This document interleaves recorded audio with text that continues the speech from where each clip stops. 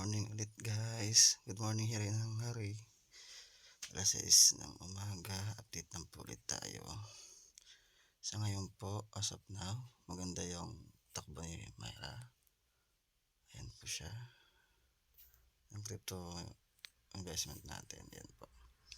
So kagabi, nag-19 siya. And then sa ngayon is 21,117.14 cents. Ito po siya ngayon. Yan, wow. Nag 100 plus pala siya, oh. Ayan po, oh. Ang ganda po ng takbo ni Myra ngayon. Sana nga po yung magtuloy-tuloy siya. 7%. Nag 0.61 pa ang pilitan. Pwede na. As of now, yan. Ang ganda po niya.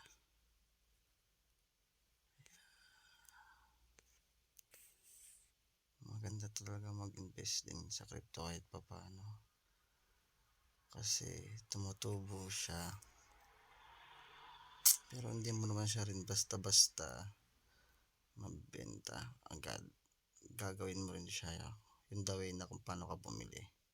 So next time papakita ko naman po kung paano bumili. Ito si Oasis, hindi talaga siya umaangat. Chinek ko siya kagabi 3,444 hanggang sa ngayon ganun pa rin yung price niya. So tulog na tulog talaga si Oasis.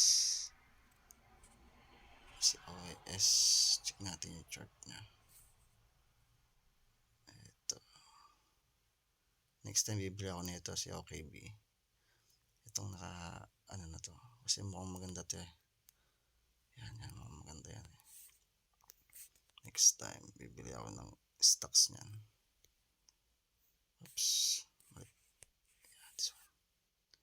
Ito talaga si Oasis, oh. So next time bibenta ko na nga to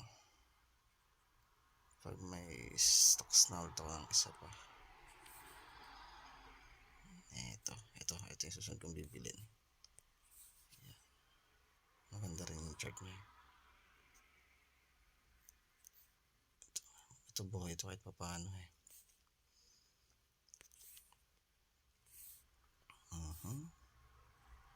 Balik tayo kay Myra. Sap na ang aking poging asset. Poging stock. Wow.